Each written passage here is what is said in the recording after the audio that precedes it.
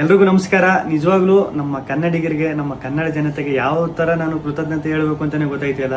ನಿಜವಾಗ್ಲೂ ನಾನು big boss ಮನೆ ಒಳಗಡೆ ಇದ್ದಾಗ ಹೊರಗಡೆ ನನಗೆ ಈ ತರ ಸಪೋರ್ಟ್ ಸಿಗ್ತೈತೆ, ಈ ತರ ನನ್ನ ಎಲ್ಲ ಪ್ರೀತಿಸ್ತವ್ರೆ, ಆ ಪ್ರೀತಿ ಪ್ರೋತ್ಸಾಹ ಕೊಡ್ತವ್ರೆ ಅಂತ ಮನ್ಸಲ್ಲಿ ಒಂದ್ ತುಂಬಿದ ಕೊಡ ತುಳ್ಕೊಲ್ಲ ಅಂತಾರಲ್ಲ, ಆ ರೀತಿಯಾದ ಗಿಲ್ಲಿಯ ಮಾತುಗಳು.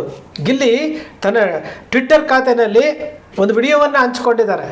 ತುಂಬಿದ ಕೊಡ ತುಳ್ಕೋದಿಲ್ಲ ಅನ್ನೋದನ್ನ ಗಿಲ್ಲಿ ಸಾಬೀತು ಮಾಡಿದ್ದಾರೆ. ಒಂದು ಪ್ರತಿಭೆ ಇವತ್ತು ಬಿಗ್ ಬಾಸಲ್ಲಿ ಗೆದ್ದಿದ್ದಾರೆ, ಜನ ಅವ್ರನ್ನ ಒಪ್ಕೊಂಡಿದ್ದಾರೆ, ಓಟ್ ಹಾಕಿದ್ದಾರೆ, ಗೆಲುವನ್ನು ಘೋಷಣೆ ಮಾಡಿದ್ದಾರೆ. ಈಗ ಅವರನ್ನು ಎಲ್ಲ ಚಿತ್ರನಟರುಗಳನ್ನು ಭೇಟಿ ಮಾಡ್ತಾ ಇದ್ದಾರೆ, ಮುಖ್ಯಮಂತ್ರಿಗಳನ್ನು ಭೇಟಿ ಮಾಡಿದ್ದಾರೆ. ಸಖತ್ ಖುಷಿ ಆಯಿತು ಆಚೆಗೆ ಬಂದಾಗ. ಇನ್ನೂ ನನಗೆ ನಾನೇ ನಂಬಕಾಯ್ತಿಲ್ಲ. ಆಮೇಲೆ ನನಗೆ ಸಖತ್ ಖುಷಿ ಆಗೋದೇನೆಂದರೆ, ನಮ್ಮ ಯೋಧರಾಗಿರ್ಬೋದು ಅವರು ವಿಡಿಯೋ ಮಾಡಾಕ್ತಾರೆ. ಆಮೇಲೆ ನಮ್ಮ ಕನ್ನಡ ಜನತೆ ಅಲ್ಲದೆ ಬೇರೆ ರಾಜ್ಯದವರು, ಆಂಧ್ರ, ತಮಿಳುನಾಡು, ಬೇರೆ ದೇಶದಲ್ಲಿರೋರು, ಆಮೇಲೆ ನಮ್ಮ ರೈತರು ಈ ಸಂಕ್ರಾಂತಿ ಹಬ್ಬದಲ್ಲೆಲ್ಲ ಕಿಚ್ಚೊಡಿಬೇಕಾದ್ರೆ ಹಸುಗಳ ಮೇಲೆಲ್ಲ ಚಿತ್ರ ಬಿಡಿಸ್ಕೊಂಡು ಫೋಟೋ ಹಾಕೊಂಡೆಲ್ಲ ಸಕ್ಕ ಸಪೋರ್ಟ್ ಮಾಡಿದ್ರು.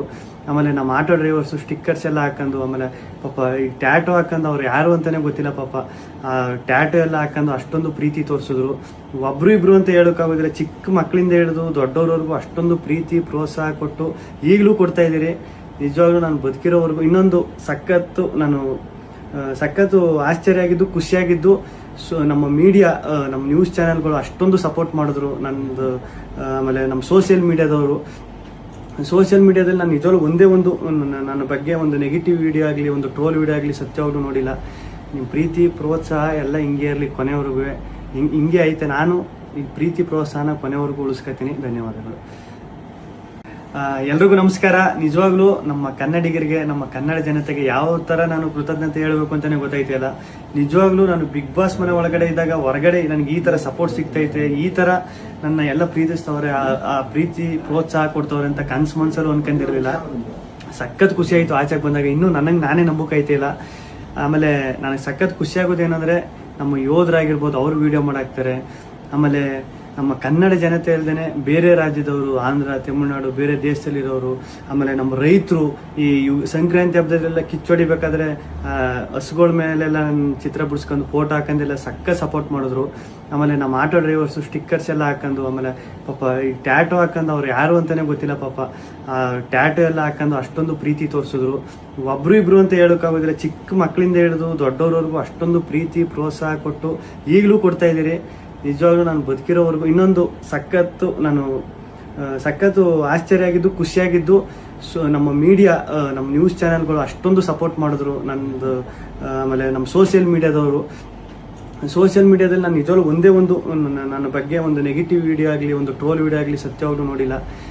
ತುಂಬಿದ ಕೊಡ ತುಳ್ಕೊಲ್ಲ ಅಂತಾರಲ್ಲ, ಆ ರೀತಿಯಾದ ಗಿಲ್ಲಿಯ ಮಾತುಗಳು. ಗಿಲ್ಲಿ ತನ್ನ ಟ್ವಿಟ್ಟರ್ ಖಾತೆಯಲ್ಲಿ ಒಂದು ವಿಡಿಯೋವನ್ನು ಹಂಚಿಕೊಂಡಿದ್ದಾರೆ.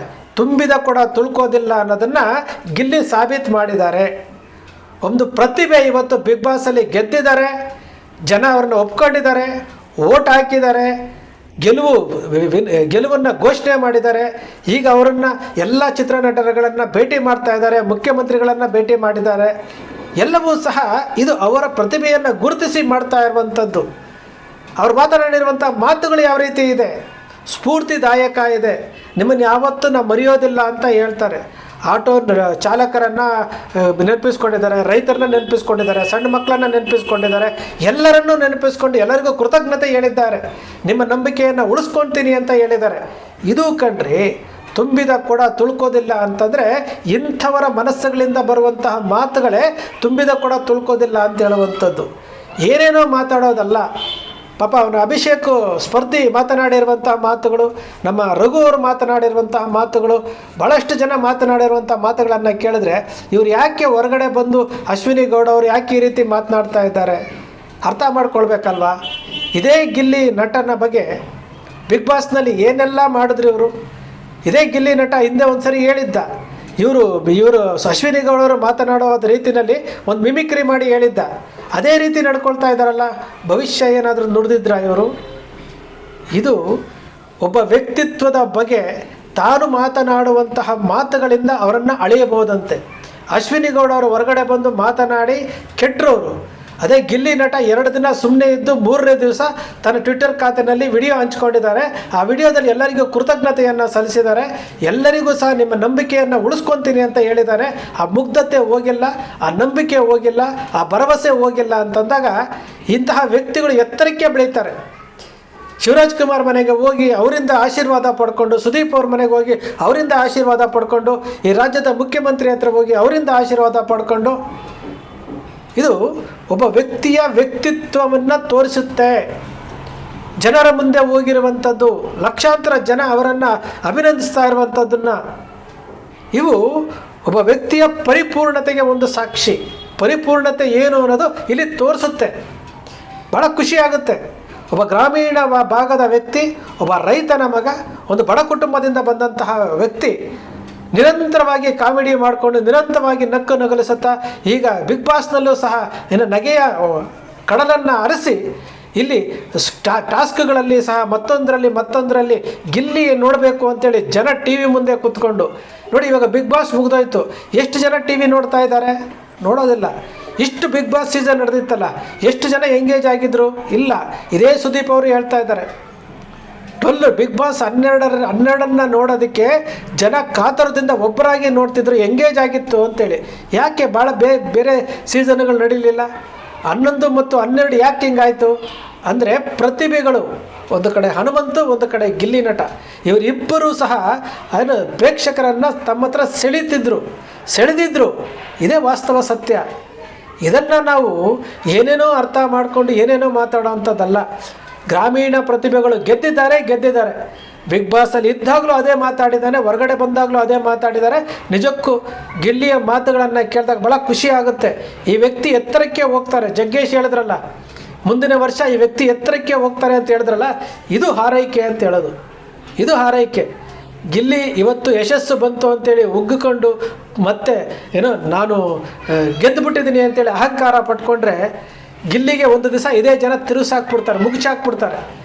ಈ ಜನ ಕೊಟ್ಟಿರುವಂತಹ ಬೆಂಬಲವನ್ನು, ಪ್ರೀತಿಯನ್ನು ಕೊನೆಯವರೆಗೂ ಕಾಪಾಡ್ಕೊಂಡು ಹೋದರೆ ಮಾತ್ರ ಗಿಲ್ಲಿ ಮುಂದೊಂದು ದಿವಸ ಅತಿ ಎತ್ತರಕ್ಕೆ ಬೆಳೀತಾರೆ. ನಾನು ಮೊನ್ನೆನೂ ಒಂದು ವಿಡಿಯೋ ಮಾಡಿದ್ದೆ, ಗಿಲ್ಲಿ ನಟ ಕರ್ನಾಟಕದ ಕನ್ನಡ ಚಿತ್ರರಂಗದಲ್ಲಿ ಮತ್ತೊಬ್ಬ ಸ್ಟಾರ್ ಆಗಿ ಬೆಳೀತಾರೆ. ಆ ಸ್ಟಾರ್ಗಳ ಮಧ್ಯದಲ್ಲಿ ಅವರು ಸಾಲಿನಲ್ಲಿ ಇವರು ಸಹ ಬೆಳೀತಾರೆ ಅಂತ ಹೇಳಿದ್ದೆ. ಖಂಡಿತವಾಗ್ಲೂ ಗಿಲ್ಲಿ ನಟ ಇದನ್ನು ಮುಂದುವರಿಸ್ಕೊಳ್ತಾ ಹೋಗಬೇಕು. ಗಿಲ್ಲಿ ನಟ ಅಹಂಕಾರ ಪಡಬಾರ್ದು. ಉತ್ತಮವಾದಂತಹ ಮಾತುಗಳನ್ನು ಆಡಿದ್ದಾರೆ, ಅಭಿನಂದನೆಗಳನ್ನು ಹೇಳಿದ್ದಾರೆ, ಧನ್ಯವಾದಗಳನ್ನು ಹೇಳಿದ್ದಾರೆ. ಪುಟ್ಟ ಮಕ್ಕಳಿಂದ ಹಿಡಿದು ಗ್ರಾಮೀಣ ಭಾಗದಲ್ಲಿ ಸಂಕ್ರಾಂತಿಗೆ ಊರಿಯ ಮೇಲೆ ಬಿಡಿಸಿದಂಥ ಚಿತ್ರಗಳಿಂದ ಹಿಡಿದು ಪ್ರತಿಯೊಂದನ್ನು ಉಲ್ಲೇಖ ಮಾಡಿ ಅವರು ಹೇಳಿದ್ದಾರೆ. ಸ್ನೇಹಿತರೆ, ನಿಮ್ಮ ಅಕ್ಷರ ಮೀಡಿಯಾ ಸೃಷ್ಟಿ ಮಾಡೋದಿಲ್ಲ, ಕಲ್ಪನೆ ಮಾಡೋದಿಲ್ಲ, ವಾಸ್ತವದ ವಿಚಾರವನ್ನು ವಿಶ್ಲೇಷಣೆ ಮಾಡುತ್ತೆ. ನಿಮ್ಮ ಅಕ್ಷರ ಮೀಡಿಯಾದ ವಿಶ್ಲೇಷಣೆ ನಿಮ್ಗೆ ಇಷ್ಟ ಆಯಿತು ಅಂದರೆ ಸಬ್ಸ್ಕ್ರೈಬ್ ಆಗಲಿಲ್ಲ ಅಂದರೆ ಸಬ್ಸ್ಕ್ರೈಬ್ ಮಾಡ್ಕೊಳ್ಳಿ. ಪಕ್ಕದಲ್ಲಿ ಕಾಣುವಂಥ ಬೆಲ್ ಐಕಾನ್ ಪ್ರೆಸ್ ಮಾಡಿ, ಶೇರ್ ಮಾಡಿ, ಪ್ರೋತ್ಸಾಹ ನೀಡಿ.